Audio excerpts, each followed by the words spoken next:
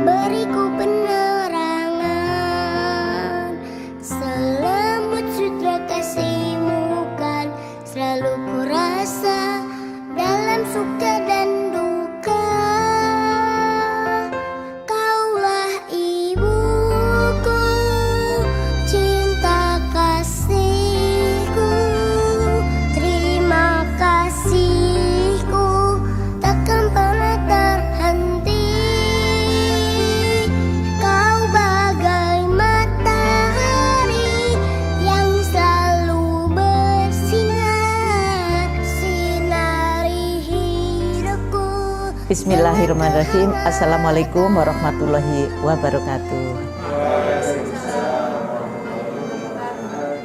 Sahabat inspirasi yang ada di studio maupun di mana saja berada, selamat berjumpa lagi di acara Bincang Inspirasi yang dilaksanakan oleh Lembaga Pengkajian dan Pemberdayaan Perempuan dan Anak dalam rangka memperingati Hari Ibu tahun 2023. Sahabat inspirasi, untuk kali ini tema yang diangkat adalah penguatan keluarga dari sisi religi untuk mencetak generasi mandiri. Nah, nanti kita akan bincang-bincang dengan pemateri yang hebat kita, yang mana pada kali ini religi adalah salah satu yang akan dibincangkan, tetapi tentunya akan berkaitan dengan tiga pilar ketahanan keluarga yang lain, yaitu keadilan, kenyamanan dan keamanan dalam keluarga, dan juga kesejahteraan. Nah, untuk itu marilah kita simak bersama-sama pemaparan dari pemateri hebat kita, yaitu Ibu Lu'lu'atul Ummah dalam kesempatan hari ini. Mari kita bersama-sama kita simak. Assalamualaikum warahmatullahi wabarakatuh.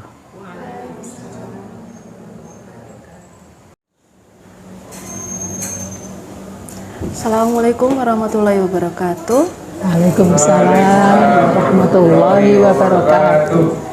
Baik, alhamdulillah, syukurillah, puji syukur kita hadirkan pada Allah Subhanahu wa taala atas berkat rahmat yang telah diberikan kepada kita semua sehingga kita bisa berkumpul di sini dalam acara kajian eksternal LP3A dengan tema penguatan keluarga religi sebagai fondasi menjadi generasi mandiri. Tak lupa salawat kita berikan kepada Nabi kita Muhammad SAW yang telah menuntun kita kepada cahaya yang terang. Alhamdulillah telah hadir di tempat yang berbahagia ini, yaitu Bu Lu'lu'atul Ummah. Mohon maaf ya Bu kalau saya ada salah pengucapan. Beliau merupakan pimpinan Rating Aisyah Karang Besuki Sukun. Assalamualaikum Ibu. Waalaikumsalam warahmatullahi wabarakatuh. Terima kasih atas kehadirannya Bu ya. Sama-sama Mbak. Iya, beliau adalah sekaligus konselor di Biro Konsultasi Keluarga Aisyah. Beliau sudah lama berkecimpung di organisasi Aisyah dan juga turut mendampingi keluarga-keluarga di Kota Malang. Mungkin Ibu bisa berbagi dengan kita Bu tentang bagaimana sebuah religi ini menjadi salah satu fondasi utama menuju keluarga sakinah, Bu. Nggih. Terima kasih Mbak Yuli. Bismillahirrahmanirrahim. Assalamualaikum warahmatullahi wabarakatuh. Waalaikumsalam warahmatullahi wabarakatuh. Alhamdulillahilladzi anzalas sakinata fi qulubil mu'minin liyazdadu imanan ma'a imanihim. Walillahi junudus samawati wal ard wa kanallahu aliman hakima. Amma ba'du.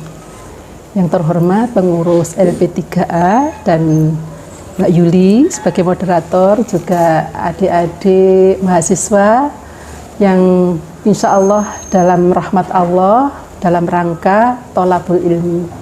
Mudah-mudahan langkah jenengan dan kita semua dicatat oleh Allah sebagai amal sholihah fid dini wa dunyal akhirah. Amin, amin ya rabbal Salawat serta salam semoga tetap tercurahkan pada junjungan kita Nabi besar Muhammad sallallahu alaihi wasallam. Allahumma shalli ala.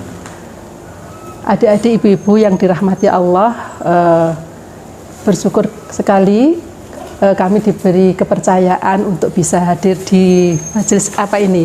Inspirasi LP3A. nanti LP3A. Nah, nanti kita bersama-sama bincang-bincang. Bukan berarti saya orang yang sudah punya kepandaian maupun pengalaman, tapi kita bersama-sama bagaimana membentuk keluarga atau menjadikan agama sebagai fondasi untuk menjadikan keluarga-keluarga nanti yang keluarga sakinah mawaddah warahmah. Baik ya. Jadi keluarga itu adalah satuan terkecil, satuan terkecil yang merupakan fondasi yang nantinya akan membentuk suatu negara yang makmur. Kenapa? Karena dari keluarga inilah ya, keluarga yang kuat ini akan melahirkan generasi-generasi bangsa yang kuat, dan dari generasi yang tumbuh dewasa akan tumbuh menjadi keluarga-keluarga baru. Nah, dari keluarga-keluarga yang kuat, 1, 2, 3 semuanya kuat, maka akan menjadikan para anak-anaknya itu menjadi generasi yang kuat, sehingga nanti ketika menerima estafet kepemimpinan itu bisa tangguh dalam menghadapi segala ketidaknyamanan, segala sesuatu guncangan. Nah itu jadi untuk membentuk suatu keluarga maka yang utama pertama adalah apa, Mbak? Pernikahan, ya toh? Pernikahan. Pernikahan itu adalah sebuah apa?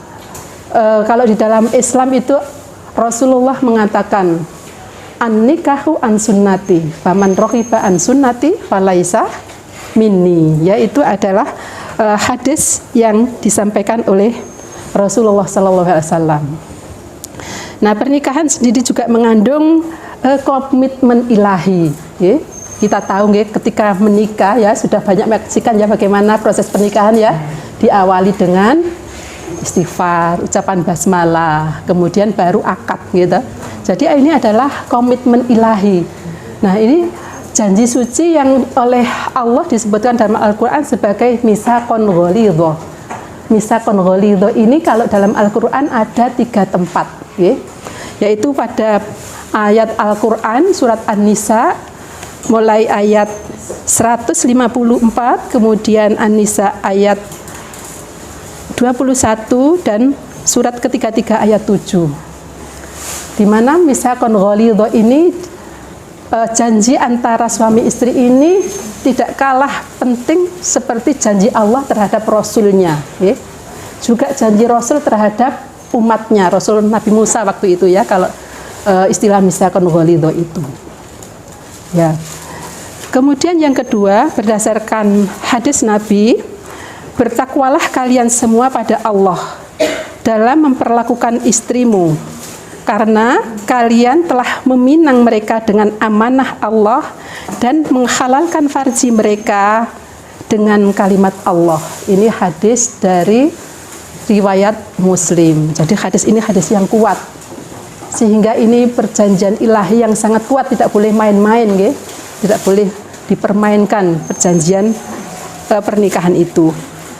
Selain itu, pernikahan juga mengandung komitmen insani. Komitmen insani artinya memberi isyarat untuk dijadikan peringatan atau renungan dan pemikiran betapa Allah Maha Kuasa.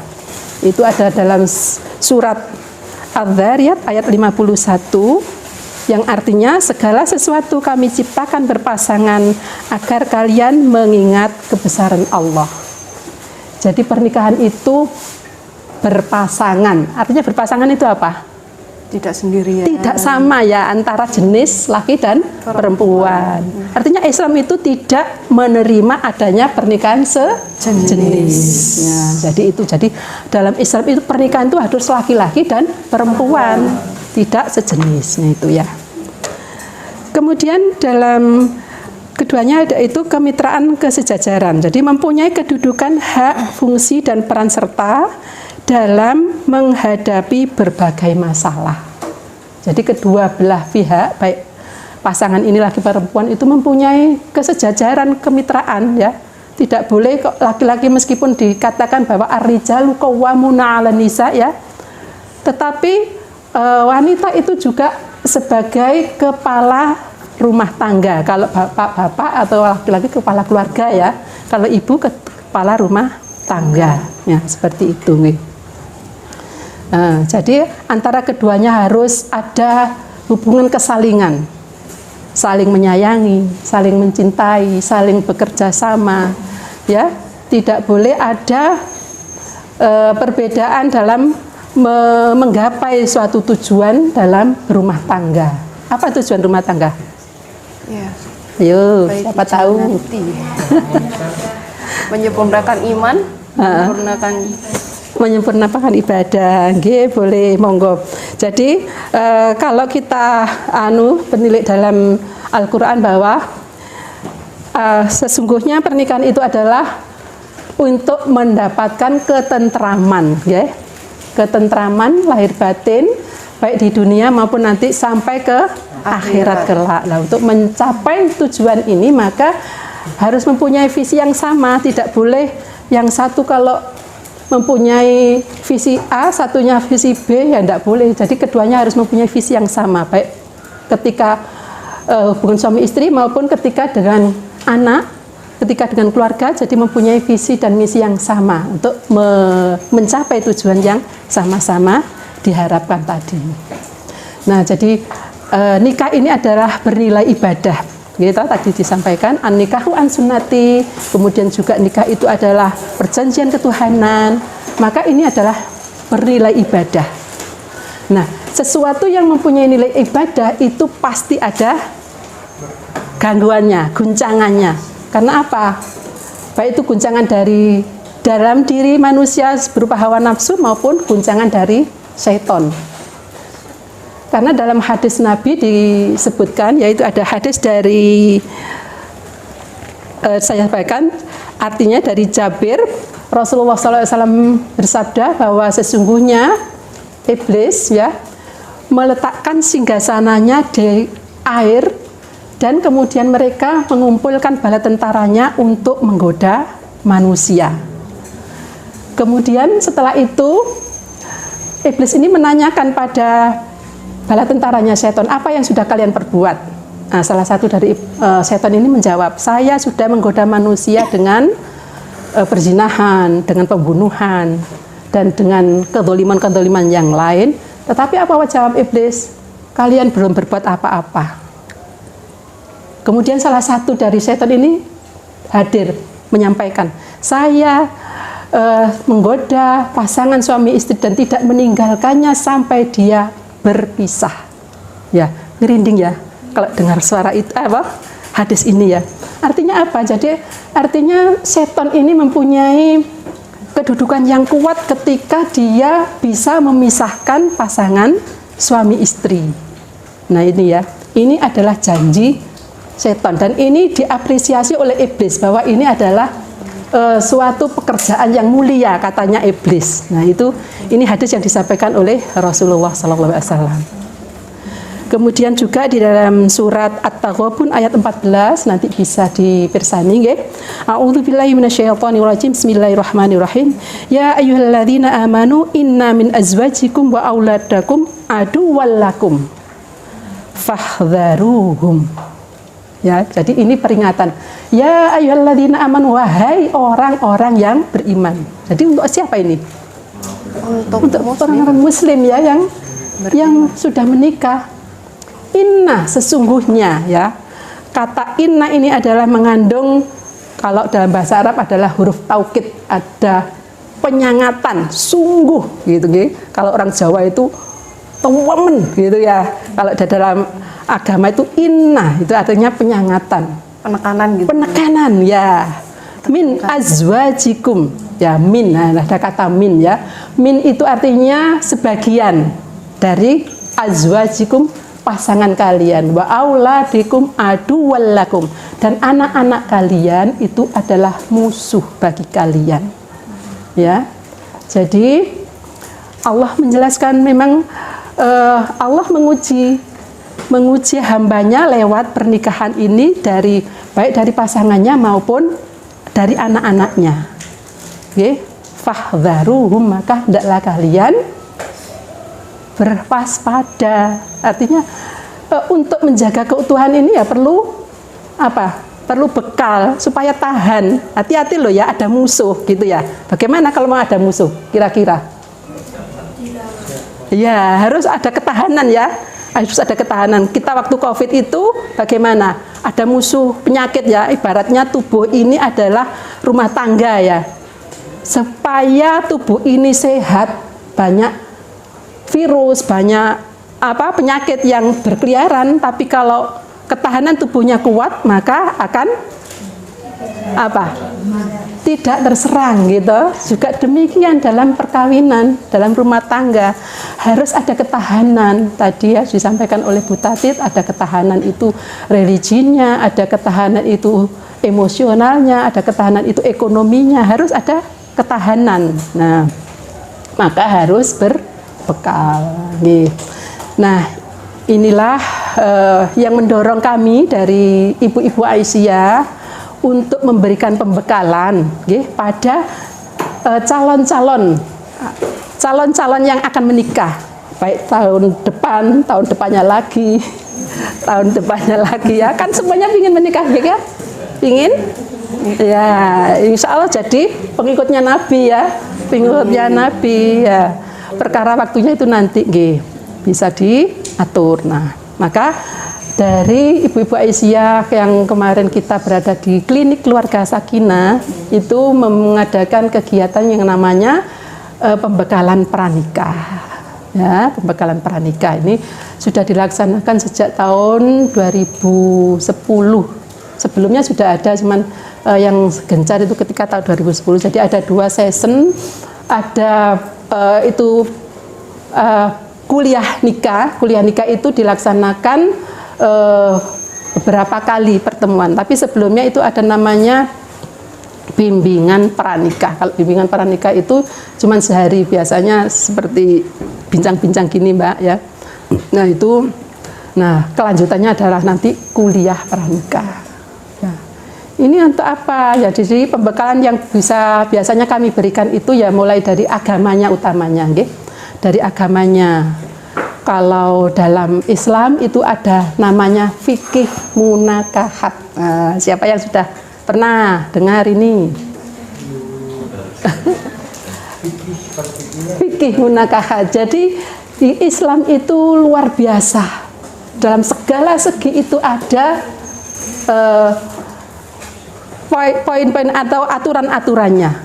Kalau dalam fikih bab sholat itu yang mengatur semua sholat, mulai dari wudhunya, mulai dari bagaimana tata cara sholat, mulai dari bagaimana harus khusyuk ya, itu namanya fikih sholat. Ada fikih toharoh. Fikih toharoh itu bagaimana bersuci dari najis, dari kotor ya, itu namanya fikih toharoh. Nah kalau fikih munakahat ini bagaimana hubungan antara sebelum menikah sampai dia dalam pernikahan ini diatur di dalam fikih munakahat ini.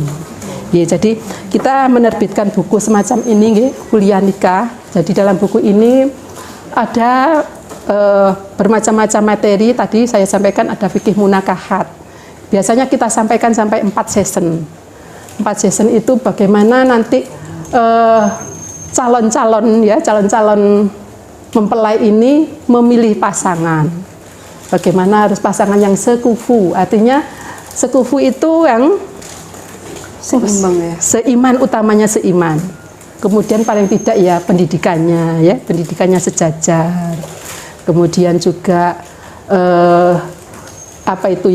lima liha, kemudian juga tentang keturunannya dan juga tentang kecantikannya ya. Kadang-kadang ini berpengaruh loh ya.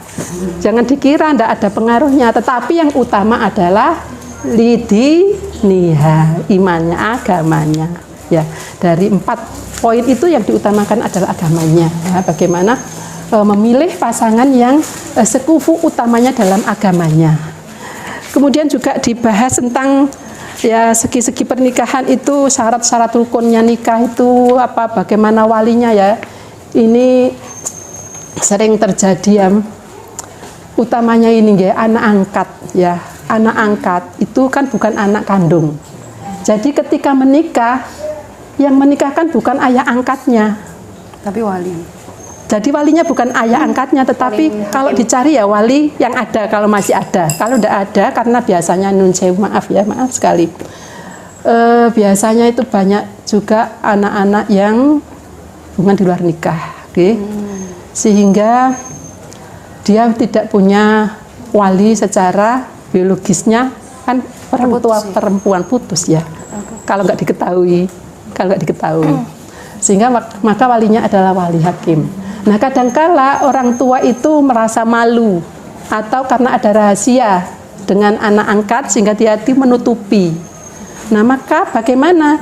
Maka kalau tidak terpenuhi syarat dari wali, maka bagaimana pernikahannya? Tidak sah. Tidak sah. Nah, maka selamanya akan menjadi pezinaan. Nah, itu nggih. Nah, itu fungsinya mengetahui agama seperti itu ya. Bagaimana zina itu sekali saja sudah sedemikian ancamannya, kalau setiap kali melaksanakan yang dianggapnya ibadah tetapi terjatuh dalam kezinaan. Nah, itu ya. Kemudian juga ada diatur bagaimana hak dan kewajiban antara suami dan istri ya. Istri ketika suami tidak ada ya tetap menjaga kehormatannya, tetap menjaga akhlaknya ya. Bagaimana kewajiban seorang suami untuk memberikan nafkah baik lahir dan batin kepada istrinya, ya. Ya, mempunyai tanggung jawab kepada anak-anak turunnya dan tetap mempunyai tanggung jawab kepada keluarga besarnya, ya. Jadi mbak-mbak jangan cemburu loh ya kalau nanti suaminya masih memperhatikan ibunya, masih memperhatikan saudaranya, ya harus berbagi ya. Ini harus diketahui.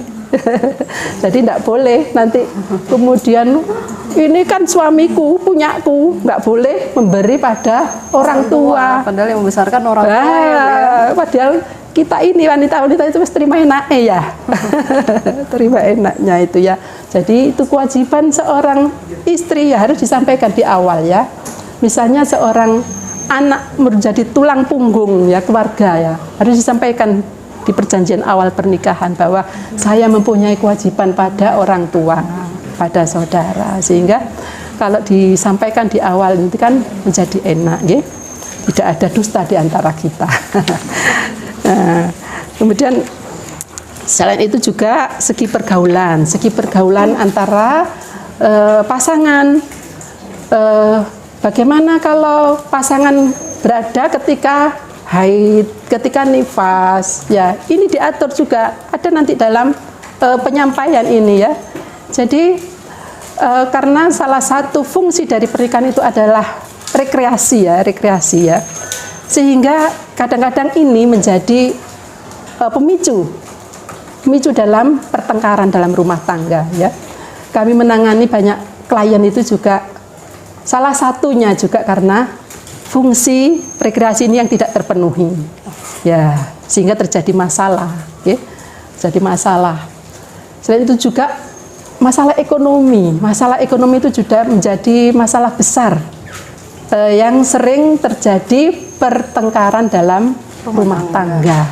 Ya. Ekonomi itu adalah bagaimana dihasilkan dari sesuatu yang halal.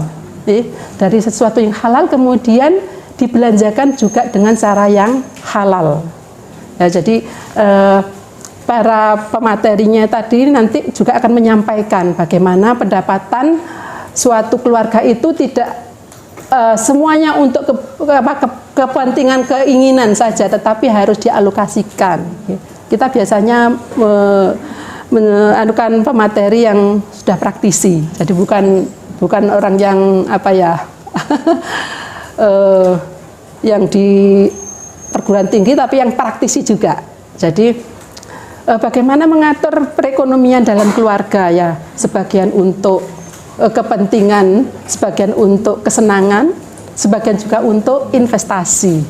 Nah itu perlu, sehingga ini menghindari tadi ya, untuk ketahanan keluarga agar bisa tahan sampai nyawa menjemput kita, begitu ya, harapannya seperti itu. Kita bisa husnul khotimah dalam berkeluarga. Kemudian juga kita menyampaikan masalah-masalah kesehatan reproduksi, ya. Kesehatan reproduksi itu bagaimana pasangan ini sama-sama sehat, okay? Sama-sama sehat, karena salah satu fungsi dari pernikahan juga kan ingin mendapatkan keturunan, ya dah. Itu bukan tujuan ya, tapi itu beda ya tujuan dengan fungsi ya. Tujuannya tadi mendapatkan sakinah mawaddah warahmah. Tidak harus dalam rumah tangga itu ada anak. Meskipun nggak ada anak, mereka tetap sakinah mawaddah warahmah. Tetapi salah satu fungsi nikah adalah kehadiran anak. Kehadiran, nah itu makanya ada pemeriksaan sebelum pernikahan itu, itu juga diperlukan. Nah, bagaimana isu ada masalah keperawanan ya, maaf ya, ini juga dibahas dalam kesehatan reproduksi, karena ini juga menjadi pemicu juga dalam rumah tangga. Ini banyak juga kasus-kasus yang mereka merasa dikhianati. Padahal himen itu bermacam-macam ya. Himen itu istilahnya dalam kedokteran itu ada himen itu yang lentur, jadi sudah berkali-kali ya masih seperti perawan. Ada juga himen itu yang karena jatuh sedikit sudah lubang ya, sehingga menganggap bahwa itu adalah suatu kebohongan. Padahal enggak. Kalau tahu ilmunya kan akhirnya bisa paham. Nah itu. Ya. Kemudian juga ada masalah-masalah tentang psikologi ya, psikologi perkawinan. Bagaimana pasangan kita karena berbeda keluarga, berbeda kebudayaan, sehingga masing-masing individu ini mempunyai karakter yang berbeda. Ya memang Allah menciptakan pasangan itu kan berbeda tadi. Nah, bagaimana perbedaan ini bisa saling melengkapi, sehingga dari perbedaan ini akan timbul harmoni, ya, harmoni saling melengkapi tadi. Ada empati ya. Kalau sebelum menikah itu hanya punya satu hati ya. Kalau sudah menikah ada banyak hati, makanya harus hati-hati ya, harus hati-hati menghadapi pasangan, menghadapi keluarga pasangan, yaitu harus ada empati. Tidak aku ya ngene iki, itu tidak boleh ya. Jadi harus ada empati tadi, ada pengekangan diri ya, jangan sampai egonya itu tetap dikedepankan ketika ada permasalahan. Nah, kami juga memberikan drill doa-doa ya, doa-doa untuk para mbak-mbak dan mas-mas ini ya, doa-doa yang harus didrilkan ketika ingin melaksanakan sebelum hubungan itu ada doanya, sehingga nanti tidak ada keikutsertaan setan di dalam tadi ya, dalam kita melaksanakan ibadah tadi ya. Kemudian juga bermohon mendapatkan keturunan yang qurrata ayun ya. Doa-doa itu kami drilkan karena ternyata apa nggih nyun sewu ya, banyak dari anak-anak kita itu karena mulai dari sekolah dasar sampai itu pendidikannya di umum, dan kita tahu sendiri bahwa nilai agama itu kurang ya, sehingga doa-doa sehari-hari itu banyak yang nggak hafal, banyak yang belum mengenal gitu. Nah maka dalam kesempatan itu kita drill juga doa-doa yang ada hubungannya dengan pernikahan atau pembinaan keluarga yang baik tadi ya, untuk mendapatkan keluarga sakinah mawaddah warahmah tadi. Kemudian juga ada ini nanti bagaimana problem solving ya. Problem solving dalam kehidupan rumah tangga itu kan tadi sudah disampaikan bahwa Allah itu memberikan ujian ya. Ujian itu bagaimana keterampilan problem solving ketika menghadapi ujian. Apakah ketika ada masalah kemudian kita update status, apa itu menyelesaikan masalah, menambah masalah baru. Jadi maka kita menghadirkan keluarga untuk ma'asyurah bil ma'ruf ya, menjadikan keluarga besar kita sebagai penengah ketika ada permasalahan dalam rumah tangga itu. Ataupun kalau tidak seperti itu, maka kami hadir ya, klinik keluarga sakinah. Kalau dulu namanya klinik keluarga sakinah, sekarang namanya BIKSA, Biro Konsultasi Keluarga Sakinah Aisyah. Nah, di biro kami ini ya memberikan bantuan layanan, layanan ketika ada klien datang kebetulan saya adalah salah satu dari konselornya, tapi saya itu bagian apa ya, dokter IGD-nya. Nanti dokter spesialisnya ada, bagian psikologisnya ada. Dan namanya Bu Wulaida ya, dari mahasiswa psikologi Malang sini. Ya. Kemudian ada juga dari agama, ada Bu Rukmini, ada Bu Nur Aini, ada banyak teman-teman dari konsultan agama. Ya. Ada konsultan hukum, ya. Manakala terjadi permasalahan. Ya. Ini saya sampaikan tadi, ya. Banyak sekali orang-orang wanita itu yang ditinggal begitu saja oleh suaminya, anaknya ditelantarkan. Nah, bagaimana proses hukumnya? Maka kita bantu, bahkan pendampingan sampai di pengadilan agama. Kita memberikan layanan, karena dalam pengadilan agama itu kan ada berbayar juga, nggih. Kami menjembatani bagaimana bisa untuk bisa mendapatkan gratis ya, misalnya untuk keluarga-keluarga yang tidak mampu. Bahkan kami juga pendampingan ketika mereka tidak bisa ngomong, nggih. Kadang-kadang itu kan seperti itu ya. Yang salah jadi benar, yang benar jadi salah karena dia tidak bisa berkomunikasi dengan baik. Nah, itu. Nah, ini kami juga membantu untuk pendampingan seperti itu, nggih. Ada juga masalah waris. Nah, ini dari teman-teman hukum nanti yang LKBH. Jadi Aisyah ini punya lembaga bantuan hukum.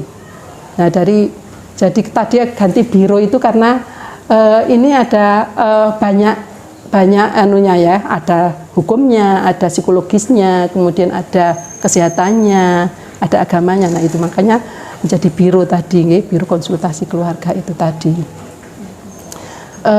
Kemudian yang utama, kami juga memberikan ini masalah undang-undang perkawinan, percatatan perkawinan. Kami juga sampaikan karena apa? Perkawinan itu harus dicatat. Seorang wanita akan sangat dirugikan ketika perkawinan itu tidak dicatatkan. Kan banyak kasus nikah siri. Tetapi apa yang terjadi? Kemudian anak-anaknya, istrinya ketika ada sesuatu terjadi, dia tidak mendapatkan hak apa-apa. Kan tidak punya, iya suratnya nggak ada bukti. Nah ini maka perkawinan pernikahan itu harus dicatatkan. Nah kita menghadirkan dari KUA maupun dari Kemenak untuk memberikan wawasan atau memberikan informasi bagaimana pencatatan ini mulai dari pendaftaran sampai persyaratan-persyaratan itu harus terpenuhi. Kadang-kadang kalau anak-anak itu menggantungkan orang tua ya. Nah ini paling tidak itu harus tahu. Jadi utamanya mas-masnya ini harus tahu ya, yang nanti sebagai kepala rumah tangga atau kepala keluarga nanti ya.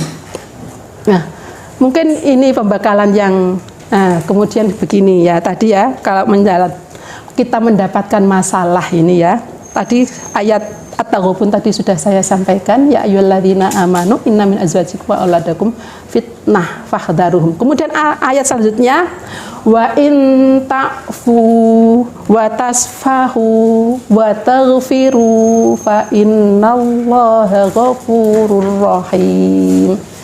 Jadi ketika pasangan ini ada masalah, kemudian karena tadi adalah sebagai musuh harus berhati-hati, tetapi wa in ta'fu, maka harus segera diselesaikan masalah ini ya.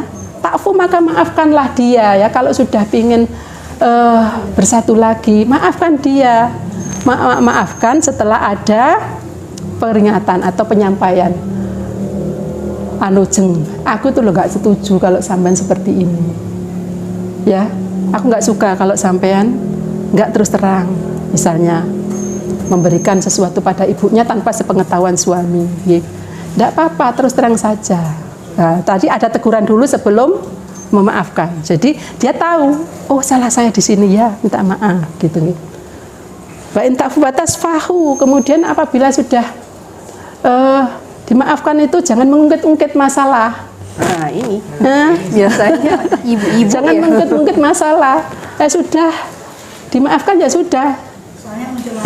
Kadang-kadang muncul lagi. Diungkit lagi ya itu. Makanya Rasulullah pernah bersabda semikian. Banyak wanita itu menjadi penghuni neraka karena dia kurang kebersihan dan kurang rasa syukurnya. Rasa syukur kepada kebaikan suaminya. Ya, ketika ada kesalahan diungkit-ungkit. Ini ada klien juga gitu ya. Sudah punya cucu, kemudian ada masalah, apa yang disampaikan? Suami saya seumur-umur tidak pernah memberi kebaikan untuk saya. Padahal punya cucu sudahan. Lah kok Udah panjang. saya kan sudah panjang.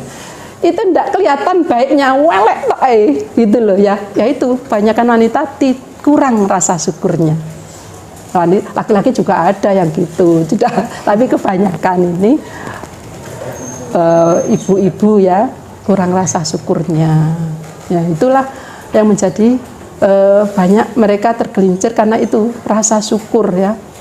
Kemudian wataghfiru itu diakhiri dengan innallaha ghafurur rahim. Jadi Allah Maha Pengampun lagi Maha Penyayang. Artinya apa? Ketika memaafkan, ketika mengampuni maka harus diiringi dengan kasih sayang. Tadi kan sifatnya Allah itu Ghafurur Rahim. Selain ada kita baca ya dalam Al-Qur'an satu kata ini ya Ghafurur Rahim itu dalam senantiasa dalam beriringan nggih. Setelah mengampuni harus menyayangi. Ojo tadi wis diampuni tapi isik dijarno jeneng wae, gak digape ya istilahnya. Nah itu. Itu mungkin bisa yang saya sampaikan. Kurang lebihnya mohon maaf. Monggo kalau ada yang perlu didiskusikan. Baik. Terima kasih. Iya, terima kasih Bu Lulu. Silakan kepada audiens dulu saya berikan kesempatan. Mungkin ada yang ingin tanyakan. Terbuka ya, bukan hanya untuk pasangan atau calon pasangan, ya kan? Ini saya rasa sudah beranjak lebih dari 17 tahun. Ada yang semangat nih sepertinya. Mungkin ada yang ingin ditanyakan, mungkin Mas, silakan Mas, daripada bingung. Boleh tahu namanya, dengan siapa, dari mana? Saya Muhammad Syahwa Pribadi Rizky, asal Kalimantan Tengah, Sapit. Oke, terima kasih. Jadi Monggo. kan dalam materi tadi ada dikatakan bahwasanya suami mesti memiliki tanggungan kepada keluarga besar. Nah, tapi sedangkan saudaranya sendiri itu udah nikah gitu. Tapi mesti minta tanggungan ke suami, itu gimana Bu? Soalnya yang paling sering bikin ribut itu Di situ ya. Itu boleh tahu apakah saudara, kan kalau orang tua dengan saudara kan berbeda ya. Kalau orang tua mungkin ya wajar lah karena beliau kan sudah berumur ya.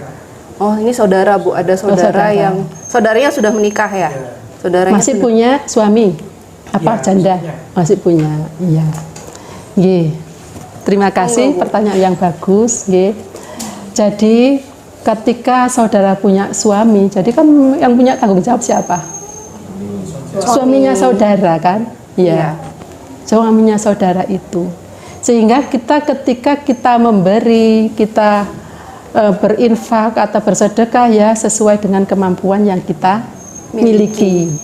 Jadi bukan menjadi tanggung jawab utama seperti itu. Beda lagi ketika dengan orang tua yang sudah sepuh ya, yang memang menjadi tanggungan utama untuk anak laki-lakinya. Nah itu. Nah seperti itu. Jadi tanggungan utama yang mempunyai kewajiban utama adalah suaminya dari saudara. Kalaupun toh kita membantu ya sesuai kadar kemampuan dari saudara laki-laki ini tadi, dan harus sepengetahuan dengan istri sehingga di belakang hari tidak terjadi masalah.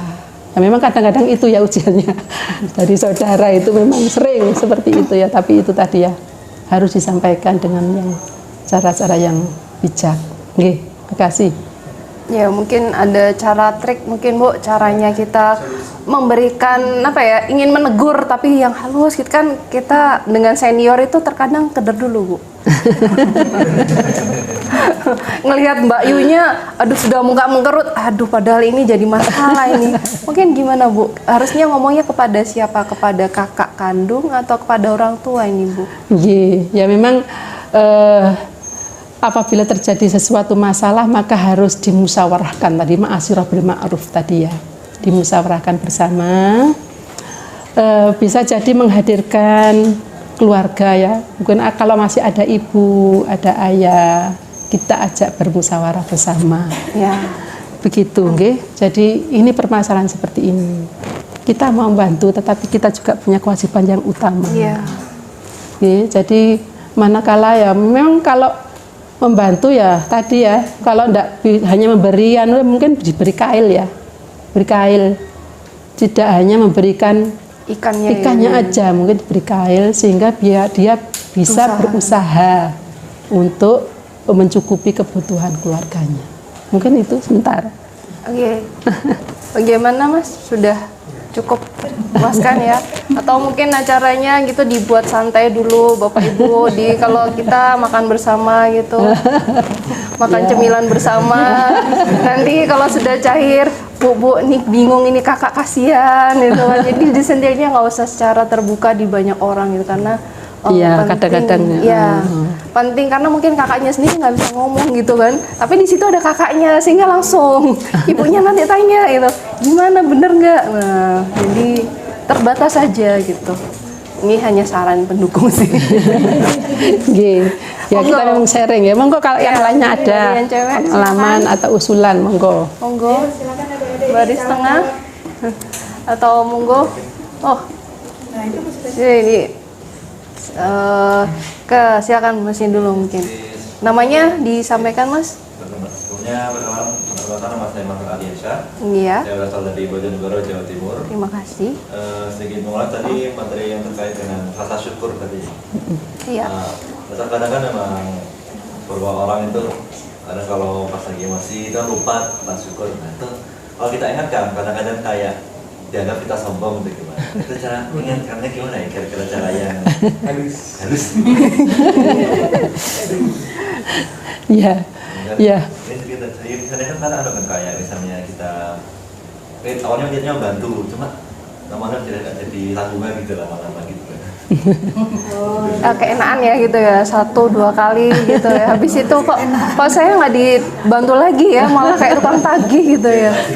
Gimana Bu? Gini, terima kasih. Jadi ya dalam Islam itu ada istilah qaulan sadida, qaulan karima, qaulan ma'rufa, qaulan layyina. Jadi ada kata-kata yang lembut ya. Sampaikan bagaimana profil orang yang kita hadapi ini ya. Mungkin dengan kata-kata yang lembut, tidak mempan ya, dengan perkataan yang agak bukan kasar ya, yang menusuk dalam hati gitu loh ya. Ini seperti gini ya, ada orang sewu, teman itu punya kebiasaan, dia itu suka pamer gitu ya, suka pamer bahwa barangnya itu, tasku itulah mahal harganya sekian-sekian gitu ya, suka menyampaikan bahwa itu harga. Nah, tapi kalau punya temannya itu apa itu murah itu harganya gitu. Ya, ada ya gitu. Nah, orang seperti ini ya harus istilahnya dikacangi ya istilahnya. Dikacangi ya. Aku titip ya, kalau dia bilang itu ini murah. Misalnya tasku ini dihargai katanya cuma itu biasanya cuma 25.000. Aku titip 10 ya besok. Ya gitu. Tapi kalau dia mengatakan bahwa tasnya dia itu bermerek, padahal kita tahu bahwa itu juga harga pasaran, ya kita sampaikan bahwa sampean gelem borong tasku 10, tak regani mek 20.000, katanya 250.000 ya katanya, gak apa-apa borongan. Nah, padahal kita belinya cuma 15.000 ya dikacangi kadang-kadang itu. Jadi kita lihat bagaimana karakter dari orang yang kita hadapi tadi ya. Jadi pemilihan kata itu kita harus bisa menyampaikan dengan Apa harus dengan kata-kata yang lembut, apa harus dengan kacang itu tadi, nggih. Seperti itu. Nggih. Ya, mungkin sementara itu nggih. Perlu belajar cara mengacang. Oke. Mungkin ada tambahan monggo yang punya pengalaman. Iya, mungkin Bu mau ngebuat. Waalaikumsalam warahmatullahi wabarakatuh. Ati dari Jakarta. Udah lama di malam. Ibu, saya mau tanya untuk karena sudah berkeluarga gitu ya, suami istri itu, saya mau tahu batasan mana yang kita harus izin dan tidak izin. Misalnya kita mau beli sesuatu gitu ya, Uangnya sendiri nggak tapi uangnya sendiri, Kayak uangnya sendiri. ya Bu ya, itu perlu izin suami atau boleh tidak izin suami. Yang kedua, apabila kita bersedekah gitu ya Bu ya, kadang spontan kita tidak bilang apa memberi itu diperbolehkan atau tidak? Apa kalau pakai uang suami harus izin dulu, kalau pakai uang istri nggak usah izin, atau bagaimana? Terima kasih. Nggih. Terima kasih. Pertanyaan yang bagus. Nggih. Ada istilah izin berjamaah. Izin berjamaah mungkin ada kebiasaan kita ya. Jadi izin di awal. Aku kalau jam segini itu biasanya keluar, misalnya ya menghadiri undangan ini. Jadi ketika manakala suami tidak ada, kalau sekarang enak ya ada HP, ada bisa WA ya. Iya. Tetapi kalau sudah tahu kebiasaan, insya Allah jadi ridho. Untuk masalah bersedekah, ya, memang ada istilahnya uang istri, ada uang istri, ada uang suami. Jadi uang istri itu artinya ketika kita mempunyai profesi dan kita mendapatkan gaji, maka itu adalah hak istri. sepenuhnya itu. Hak istri sepenuhnya. Tetapi kalau kita mau mensedekahkan untuk keluarga, itu malah afdol. Nah, begitu. Nah, jadi ketika kita menyampaikan kepada suami supaya tidak terjadi kesalahpahaman, nah itu juga lebih afdol. Tetapi kalaupun tidak, itu tidak menyalahi, gitu. Tetapi utamanya kita menyampaikan sehingga tidak jadi kesalahpahaman. Aku dapat uang ini ya, aku akan, kalau misalnya saya bersedekah, ini dari hasil jerih payah saya. Tetapi kalau kemudian suami nambahi, ya itu tambah dapat pahala. Aku tambah ya kurang, gitu. Tidak apa-apa. Jadi ada tadi komunikasi itu memang sangat diperlukan, komunikasi positif itu. Untuk sementara ngaten. Atur nuwun Ibu. Oke. Ya. Oh ya, ya. Monggo Ibu. Sebentar ibunya dulu ya di belakang. Waalaikumsalam warahmatullahi wabarakatuh. Iya, dari BAA. Ingin saya tanyakan, itu tadi Ibu sudah menjelaskan bahwa wanita itu banyak masuk menghuni neraka dikarenakan salah satunya kurang menjaga kebersihan. Itu mohon Diperjelas nih. dirinci lagi yang kurang menjaga kebersihan seperti apa. Tapi tugas wanita kan memang bersih-bersih ya. Bersih-bersih rumah tangga. Oh iya. Mencuci, sebagainya itu yang membersih, yang kurang menjaga kebersihan seperti apa maksudnya? Nggih. Terima kasih ya. Maaf tadi sepintas ya. Iya. Di poinnya memang di poin bersyukurnya Iya, ya. betul. Ya, terima Ada, kasih memang diingatkan. ada. Nggih. Iya. Jadi yang dimaksud kebersihan ini wanita itu kan ada masa-masa haid. Ya. Ketika haid itu kan ada rentan waktunya. Kemudian juga ada cara-cara bagaimana mengetahui sudah suci atau belum. Jadi ini di masalah kesuciannya ya, di masalah kesuciannya. Kadang-kadang itu wanita itu ketika sudah suci masih ngenteni kok si rasa-rasen misalnya ya, malam sudah suci dilihat. Maaf ya, ini keperluan putra juga ya, nanti harus tahu ini ya. Ini bukan rahasia ya, nanti pasangannya ya. calon suami ya. Jadi menunda, males besok pagi aja. Nah, itu menunda untuk bersuci. Kemudian juga karena kurang ilmu ya, ketika ada najis, mungkin najis dari cipratan kencing ya dari anak atau apa itu tidak segera dibersihkan, sehingga tempat ini menjadi najis. Atau ketika istinja, istinja wanita itu, makanya ketika nyun sewu buang air kecil itu harus sampai tuntas, ya. Ada ajarannya harus DM 3 kali sampai tuntas ini ya, tuntas sehingga baru istinja. Nah, kalau kita sudah berikhtiar semacam itu dan senantiasa bermohon istighfar terus ya, karena kadang-kadang kita itu sudah berikhtiar tetapi di luar kita itu masih mungkin ada kurang kesempurnaan, makanya kita banyak beristighfar. Tetapi kalau tidak mau memperhatikan sama sekali, Rasulullah pernah mengatakan bahwa banyak wanita di adab di dalam kubur itu karena kurang kesuciannya tadi, kurang menjaga kebersihan dalam kesucian itu tadi. Ketika istinjanya kurang, ketika sudah selesai nifas maupun haid dia tidak segera bersuci, yaitu mungkin dari segi situnya. Jadi jelas ya Bu ya, kesuciannya itu bukan kesuciannya rumah ya Bu. Bukan sucian. Iya, beda sedikit, beda khusus kewanitaan Bu. Ya monggo Mas, tadi ingin bertanya. Baik, perkenalkan Mas, saya Teguh Zaki, saya dari Lampung. Saya mau bertanya terkait tentang kasus perceraian, karena saya sering melihat di lingkungan kita banyak sekali kasus perceraian. Nah itu sebenarnya dalam Islam itu apakah ada hukum atau pandangan tersendiri terkait kasus perceraian seperti itu? Oke, terima kasih. Terima kasih. Ini yang sering ditangani ya Bu ya. Ya betul. Memang perceraian itu adalah sesuatu pintu apa ya istilahnya, darurat yang dibenci, dibolehkan tetapi dibenci oleh Allah. Jadi di sini nanti ada bahasan tentang perceraian juga ya. Jadi ada talak itu, ada talak raj'i, ada talak macam-macam talak tadi ya. Tetapi kita sebagai konselor itu senantiasa memberikan arahan jangan sampai bercerai, karena akibat dari perceraian itu lebih lebih tidak baik ya Bu.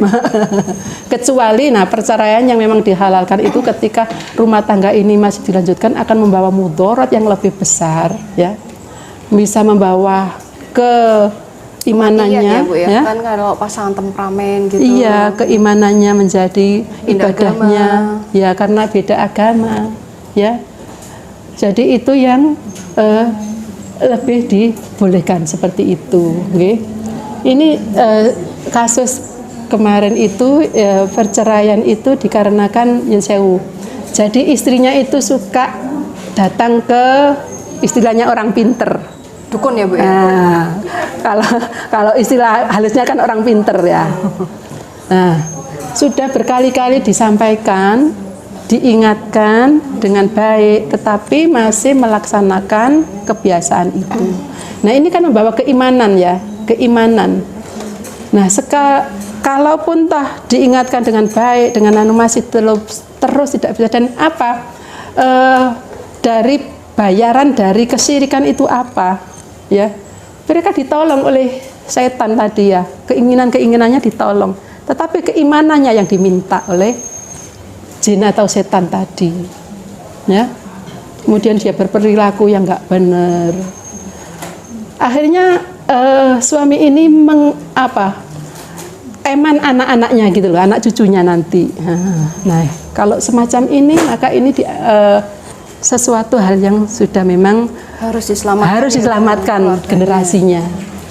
Nah, seperti itu. Jadi ya selagi masih bisa diperbaiki, masih bisa diajak kompromi, kita masih memberikan mediasi untuk tetap bisa dimusyawarahkan agar tidak terjadi perceraian tadi.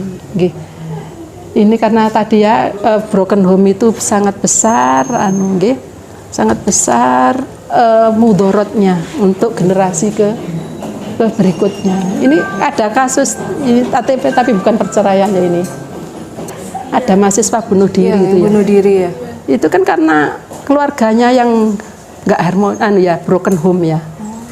Jadi ibunya entah kemana. Mahasiswa ini padahal dia itu, naudzubillah ya, padahal mahasiswa itu mahasiswa yang berprestasi dan dia mendapatkan beasiswa. Tetapi karena ketika dia mendapatkan masalah, tidak ada curahan hati untuk bisa mengurai masalahnya, sehingga dia dipendam sendiri, sehingga dia akhirnya ada masalah dalam pendidikannya, ada ancaman untuk DO kalau tidak bisa menyelesaikan dalam kurun waktu ini. Nah, itu terjadi, naudzubillah min dzalik ya. Dan barusan kami menangani kasus bayi dibuang di panti asuhan. Kebetulan saya kan majelis kesejahteraan sosial ya, mengurusi panti-panti asuhan. Jadi bayi itu dibuang di dalam tas. Baru kemarin ini masih dalam kami ya, masih dalam proses ya, Bu, ya? Iya, proses penanganan kami. Ternyata saya kira ini anak hasil ya, nyun sewu, hasil di luar nikah. Ternyata ini anak dalam pernikahan. Tapi pernikahan yang tidak harmonis. Ya, sehingga suami tidak bertanggung jawab. Kemudian dari keluarga, bapaknya dari Istri. Pengakuan dari yang ini ya. Tapi yang bisa saya hubungi itu adiknya, bukan pelakunya. Bukan yang membuang bayi, jadi adiknya. Iya. Jadi adik pelaku.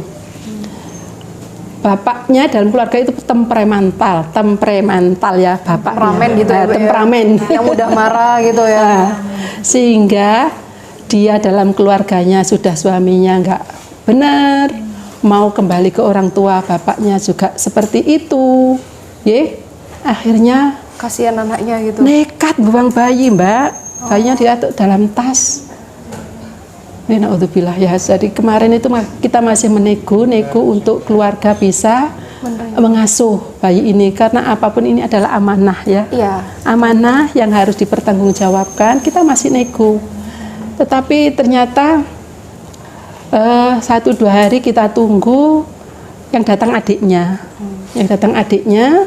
Tetapi adiknya ini tidak punya kuasa, sehingga karena kondisi bayi ini semakin memburuk ya. Ya bayangkan mulai nggak tahu jam berapa itu naruhnya di dalam tas itu. Kita ketemunya baru jam 6 pagi. Kok ada nangisnya itu nggak lama, nggak banter. Jadi posisi bayi itu kita kasih minum muntah sehingga berdalam drop.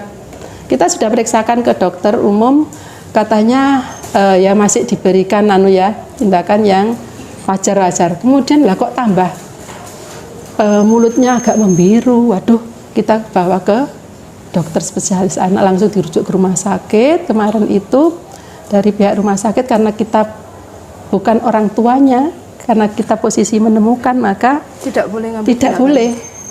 Sehingga ini milik negara, milik Dinsos bayi ini. Jadi tadi malam saya suruh anak saya untuk jenguk, sama jawabannya Mbak tidak punya kewajiban lagi dan punya hak lagi untuk kelanjutan bayi ini. Sudah pasrahkan kepada kami dan Dinsos untuk mengatur anak ini. Kami nggak boleh menjenguk sudah. Nah ini jadi ini sudah keempat kalinya kami menangani masalah seperti ini. Tapi yang 2 itu selamat, Bu. Yang 2 selamat kita kembalikan ke orang tua, alhamdulillah. Yang satunya diasuh oleh ada saudara kita yang membutuhkan, ingin punya anak, dan alhamdulillah ada proses hukum yang bagus. Tapi yang 2 kali ini kasusnya sama dengan yang seperti saya sampaikan ini tadi. Naudzubillah. Tidak bisa, itu kalau mau ngadopsi harus ada proses persetujuan orang tua. Sedangkan orang tuanya sudah, setelah kami berikan ke RSU, sudah tidak bisa dihubungi lagi. Nah, kalau dari pihak RSU harus mengawal, kalau ingin mengadopsi harus mengawal ke Dinsos selama 6 bulan, sehingga harus ngawal terus.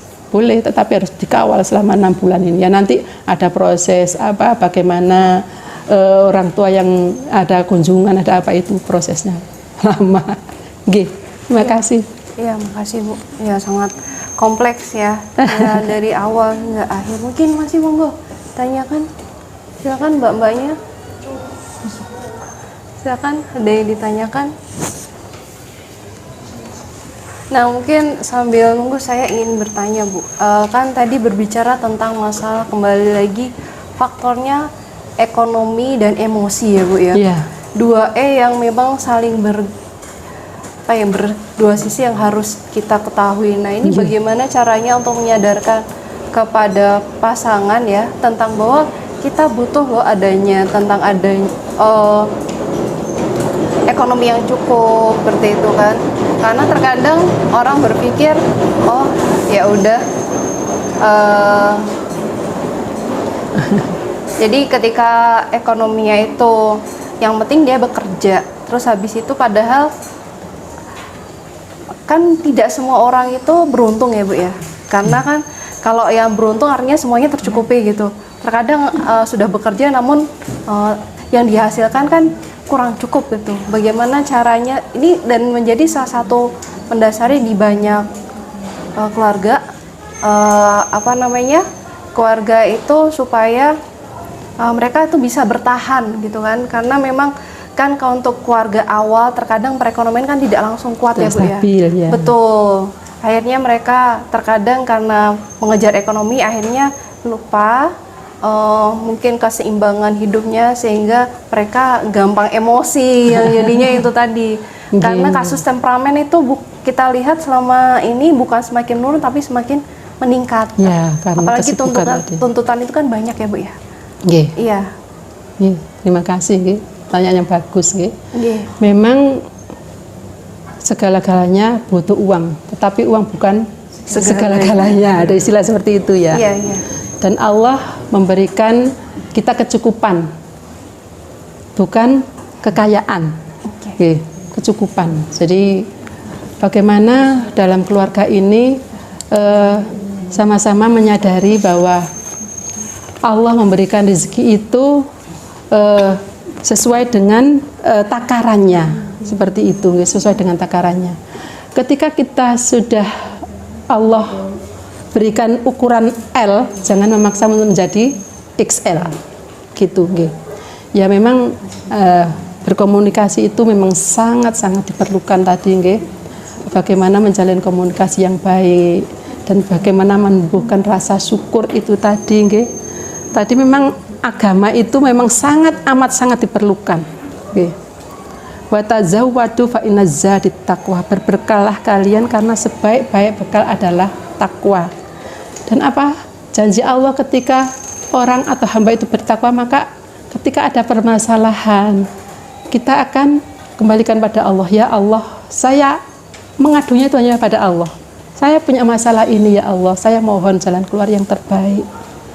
Ketika saya harus misalnya melaksanakan pekerjaan ini yang punya gaji yang lebih besar tetapi harus meninggalkan keluarga, nah kita mohon petunjuk pada Allah. Bisa jadi dari rezeki yang sedikit ini membawa berkah, ada keberkahan, tetapi yang banyak itu malah menjawab mudorot, nah seperti itu. Jadi memang harus ditetapkan dalam hati, keimanan harus dikuatkan. Kita selain berdoa, la ilaha illallah syarikalah lahul mulku, engkau lah pemilik langit, walahul hamdu, engkau lah pemilik ya hamdu itu wa huwa ala kulli syai'in qadir, dan engkau adalah maha kuasa atas segala sesuatu. Itu keimanan itu harus dikuatkan dalam hati. Allah itu pemilik segala sesuatu. Jadi manakala ada permasalahan ekonomi, ya Allah, saya pasrahkan padamu ya Allah. Engkau memiliki segala sesuatu. Saya yakin Engkau akan memberikan pada kami jalan keluar yang terbaik. Nah seperti itu. Jadi memang keimanan itu harus tetap dipelihara dan harus tetap ditingkatkan. Bahkan Nabi Muhammad sendiri itu, kita orang tua ya, tetap harus mengawal anak-anak kita meskipun dia sudah berumah tangga. Jadi Nabi Muhammad itu sering dodok kamarnya Ali bin Abi Thalib ketika waktu-waktu sholat malam. Itu karena apa? Itu masih merupakan kewajiban. Jadi jangan sampai orang tua itu kemudian membiarkan anak-anak karena dia sudah punya rumah tangga sendiri, ya tetap diingatkan. Ya, makanya surat Al-Asr itu kenapa dianggap sebagai surat yang separuh dari Al-Quran, karena di situ watawasau bil haqqi watawasau bis sabr, terus dilaksanakan, harus terus disampaikan. Dan anak-anak jangan juga, aku kan sudah punya keluarga, kenapa bapak ibu masih ngurus? Jangan seperti itu ya. Jangan itu ya. Kita masih tetap anak, nggak ada bekas orang tua. Jadi orang tua masih punya itu tadi kewajiban watawasobil haki watawasobil sabr itu. Mungkin itu sementara. Iya, terima kasih. Sebenarnya saya ingin mau banyak tanya sih, Bu. Ya, nanti berarti ada lanjutannya insya Allah Ibu ya, lain kesempatan. Insya Allah. Ya, oke, banyak sekali yang kita bisa ambil ya dari materi hari ini yang luar biasa, dan ternyata keimanan itu adalah salah satu pondasi yang menjadi penolong kita ya, karena keimanan itu dekat dengan ketakwaan, dan ketika ada suatu masalah maka Allah lah yang punya semua jawaban ya. Dari itu semua sebenarnya menyadarkan kita bahwa Allah itu adalah sesuatu yang istimewa, yang tidak sama dengan hambanya, yang maha pengasih, maha penyayang. Kemudian Allah itu istimewanya apa? Karena kita kalau misalkan minta Allah kita, cukupnya itu ya, kita kan orangnya mikirnya banyak ya udah nggak apa-apa, cukup untuk naik haji, cukup untuk umroh, cukup untuk jalan-jalan gitu ya, nggak masalah. Tapi mintanya jangan ke manusia ya. Jangan waktu itu orang tua atau suami lagi capek-capeknya gitu, ada brosur umroh, ya ayo yuk kita umroh yuk. Padahal suami ngeliat gaji slip, aduh ini bisa dapat potongan, ini jadi masalah baru. Nah itu, jadi mungkin bersama-sama antara suami dan istri minta pada Allah, bersujud bersama, berdoa sama, seperti itu. Oke, terima kasih atas kehadirannya pada Bu Luluul yang telah memberikan materi, kemudian kepada audiens yang hadir di LP3A, kemudian juga di rekan YouTube. Jangan lupa untuk like and subscribe channel YouTube LP3A ya. Semoga kita bisa menghadirkan lagi kajian-kajian inspirasi yang memberikan nilai informatif dan manfaat, dan juga bisa membangun agama dan negeri ya. Saya Yulis Rimaviandari, moderator dari acara ini, mengucapkan terima kasih atas perhatian dan kerjasamanya. Mohon maaf atas segala hilaf. Assalamualaikum warahmatullahi wabarakatuh. Waalaikumsalam warahmatullahi wabarakatuh. Takkan pernah terhenti, kau bagai matahari yang selalu bersinar, sinari hidupku dengan kehangatan.